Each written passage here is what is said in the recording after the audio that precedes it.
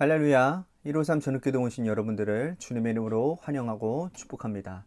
오늘도 귀하고 복된 이 저녁 시간 하나님께서 우리 가운데 일하시고 역사하시는 귀한 복된 시간이 되기를 간절히 소망하겠습니다. 먼저 하나님의 말씀 보도록 합니다. 요한계시록 8장 1절에서 6절 말씀까지 보겠습니다. 요한계시록 8장 1절에서 6절입니다. 우리 같이 한 목소리로 다 함께 봉독하도록 합니다. 시작. 일곱 인을 떼실 때에 하늘이 반시간쯤 고요하더니 내가 보매 하나님 앞에 일곱 천사가 서 있어 일곱 나팔을 받았더라. 또 다른 천사가 와서 제단 곁에 서서 금 향로를 가지고 많은 향을 받았으니 이는 모든 성도의 기도와 합하여 보좌 앞 금 제단에 드리고자 함이라.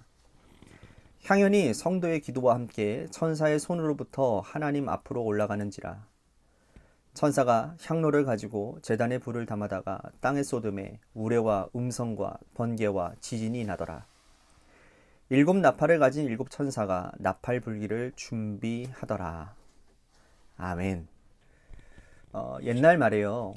참을 인자 셋이면 살인도 면한다 라는 말이 있습니다. 그만큼 이 인내가 중요하고 또 인생에 큰 유익을 준다라는 그런 뜻이겠죠. 여러분, 우리가 살아가면서 일으키는 모든 문제들, 우리 주변에서 사람으로 인해서 많은 문제들을 돌아보면 인내하지 못해서 일어나는 일들이 참 많다라는 거죠. 인내하지 못해서 학업에 진보가 없고, 또 인내하지 못해서 사랑을 얻지 못하고, 인내하지 못해서 애써 얻은 지트장을 잃어버리기도 하고, 인내하지 못해서 사랑하는 사람까지 잃어버릴 수가 있다는 거예요. 만약 그 순간 인내했다면 인생이 어떻게 달라졌을지 모르는 일이라는 겁니다. 그러므로 옛사람들은 인내하고 견디라 라고 교훈하고 있는 것이죠. 하나님은 참고 인내해서 인간의 구원을 이루셨습니다. 하나님이 참아주시지 않았다면 오늘 우리는 이 자리에 있을 수가 없는 사람들입니다. 만약 하나님께서 우리의 행위를 따라 때마다 심판하셨다면 지금 이 세상에 남아있는 사람 단 한 사람도 없을 것입니다. 하나님께서 길이 오래 참아주시고 기다려주시기 때문에 오늘 우리가 이 땅 가운데 살아가고 있는 것이죠. 오늘 본문은 하나님의 인내와 길이 참으심을 보여주는 말씀입니다.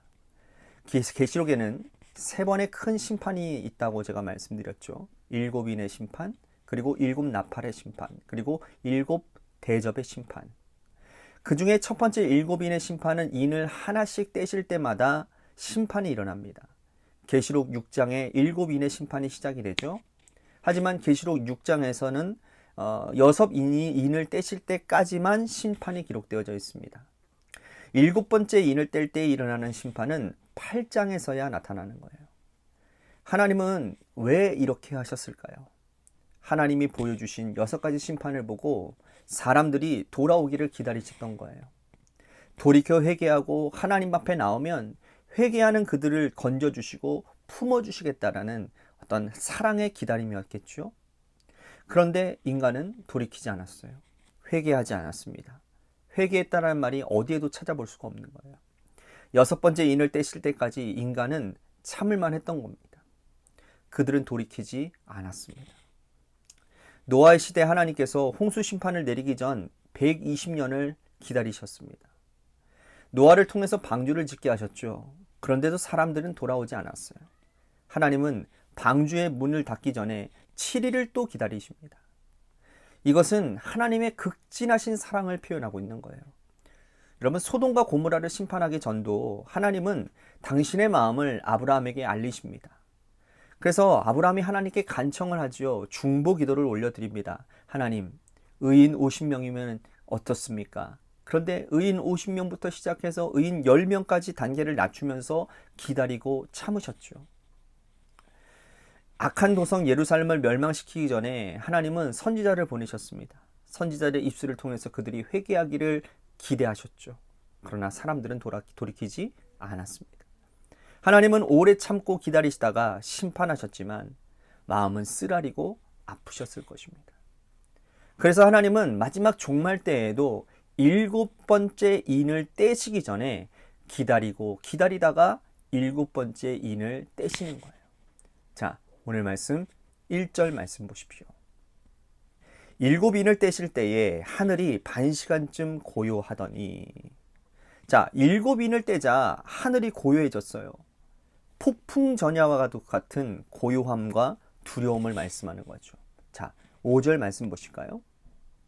천사가 향로를 가지고 제단에 불을 담아다가 땅에 쏟음에 우레와 음성과 번개와 지진이 나더라. 일곱 번째 인을 떼실 때에 이 땅에 재해가 닥치고 또 인간의 삶에는 각종 두려운 일들이 일어나게 되는 겁니다.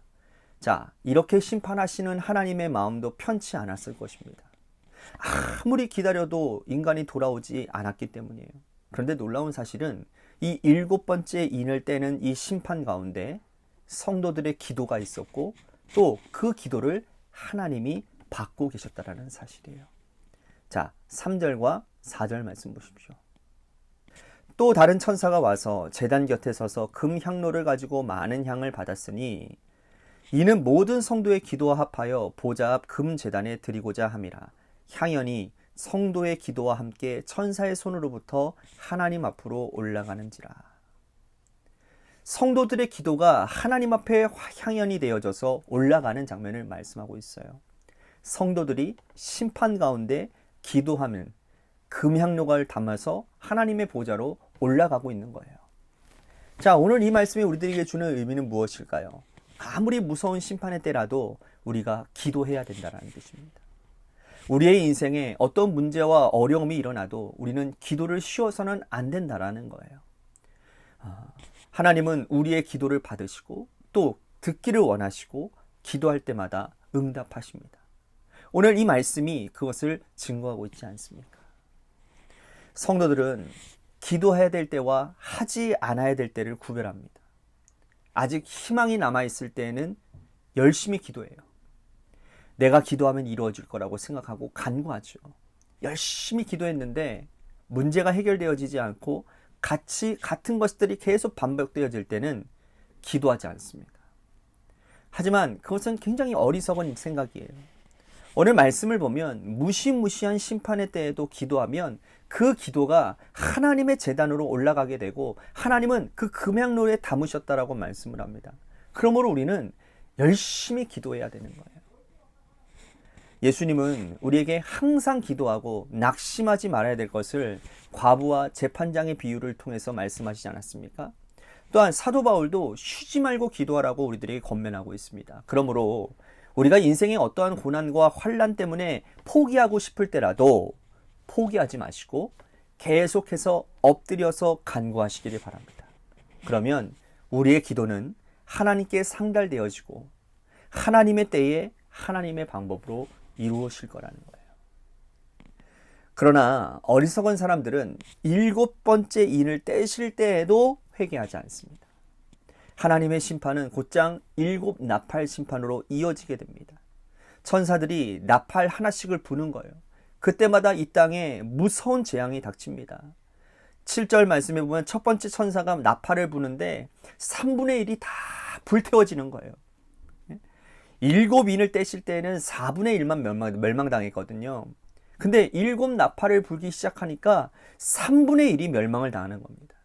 여러분, 일곱 인을 떼실 때에는 그런 대로 견딜만 했어요. 그래서 사람들이 회개하지 않았어요. 근데 일곱 나팔을 불 때에도 놀라운 건 뭐냐면 사람들이 회개를 하지 않아요. 아직 3분의 2가 남았다고 생각하기 때문입니다. 이것처럼 어리석은 일이 어디 있습니까? 하나님께서 우리의 인생을 심판하실 때 한꺼번에 데려가지는 않습니다. 조금씩 빼앗아 가시면서 경고하세요. 그때 깨닫고 돌이키면 되는 겁니다. 만약 그때 돌이키지 않고 아직 견딜만 하다고 생각하면 나머지 3분의 2까지 빼앗아 가는 거예요. 무서운 하나님의 징계 앞에 여러분 견딜 자가 누가 있겠습니까? 아무도 없습니다.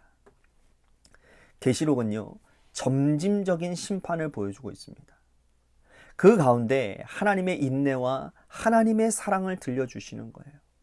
하나님이 여전히 우리를 기다리고 계실 때 돌이키고 돌아가야 된다는 거예요. 그것이 하나님의 은혜와 긍휼을 덧입는 길이라고 말씀을 합니다. 사랑하는 성도 여러분, 우리가 살아가면서 이 인내하시는 하나님, 사랑 많으신 그 하나님 앞에 우리가 엎드려야 될 때 엎드릴 수 있는 지혜로운 성도들이 다 되시기를 바라겠습니다. 지금 이 순간 여러분들의 삶에 정말 환난과도 같은 어려운 그런 여러 가지 기도할 만한 그러한 상황들이 놓여져 있음에도 불구하고 아직 견딜만 하다고 하여 기도하지 않은 아버지, 그런 어리석은 일들이 우리 가운데 있지는 아니한지 오늘 말씀을 생각하면서 우리 같이 기도하기를 원합니다. 또한 우리가 지금도 기다리시는 하나님의 인내와 사랑 앞에서 나의 죄를 멈추겠습니다. 항상 기도하기를 원하시는 하나님 앞에 기도하는 인생이 되겠습니다. 오늘 말씀 생각하면서 우리 같이 기도했으면 좋겠습니다. 또 한 가지 우리 교회를 위해서 간절히 기도했으면 좋겠습니다. 오늘까지 긴장이 다 맞춰졌습니다. 정말 3일 동안 정말 재료를 준비하는 모든 손길들과 또 그 일들을 이 김장을 하는 모든 과정 가운데 정말 많은 분들의 애씀이 있었습니다. 정말 감사한 것은 그 애씀을 통해서 하나님의 교회가 세워져 간다는 것을 보게 되어졌습니다. 그래서 더욱더 욕심이 납니다. 하나님, 주님의 교회 안에 정말 자발적으로 또한 교회를 섬기고자, 교회를 세우고자 하는 그러한 마음이, 불붙는 마음을 하나님 각 성도들에게 허락하여 주시옵소서. 그들의 허락하신 은사와 그들에게 허락하신 그 부르심의 그 자리 가운데서 최선을 다해 주님의 교회를 세워가는 그런 아름다움이 있는 그런 교회 성도가 되게 하여 주시옵소서라고 우리 같이 교회를 위해서 기도했으면 좋겠습니다. 또한 육신의 질병으로 고통당하는 분들과 또한 우리 박준혁 형제님을 위해서도 간절히 기도해 주시기를 바랍니다. 마지막으로 여러분들의 삶의 자리와 여러분들의 자녀들을 위해서 기도하시다가 이 시간 돌아가시기를 바랍니다. 노래 끝날 때까지 합심하여 기도하도록 하겠습니다. 기도하시겠습니다.